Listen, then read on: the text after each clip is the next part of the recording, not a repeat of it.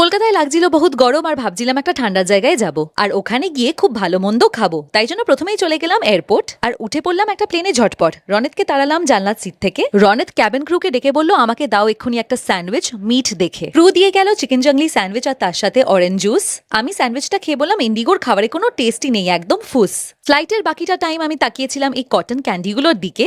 নিচে পাহাড় দেখতে পেয়ে মনে পড়লো আরে মেঘনা পৌঁছে গেছে মেঘের দেশে। রইলো এখন তোমাদের কাজ কমেন্টসে জানানো যে মেঘের দেশ কোথায়। পৌঁছাতে না পৌঁছাতেই খেয়ে নিলাম ফ্রাইড রাইস আর চিলি চিকেন। ছিল এমনই টেস্ট, ভাবলাম দাদা তুমি আর দিও না কোনো কিচেন। রেডি হয়ে ঠিক যেই ঘুরতে বেরোলাম আবার পেলো খিদে আর ফাইনালি পেলাম টেস্টি খাবার, এটা ছিল সুইট কর্ন। খেয়ে দে রনেতার আমি ক্যামেরার জন্য করলাম একটু রোম্যান্স। উফ, ক্যামেরার জন্য অনেক হয়েছে ন্যাকামি, let's get back to our romance. শিলংয়ের পুলিশ বাজারে দেখতে পেয়েছিলাম ওদের ফেমাস কিং চিলি, কিন্তু রাতটা শেষ করেছিলাম খেয়ে চিকেন ওয়ান্টন স্যুপ, নুডলস আর লেমন চিকেন। আর এইসব হজম করার জন্য নিয়ে নিয়েছিলাম ফ্রেশ লাইম ওয়াটার। বাই।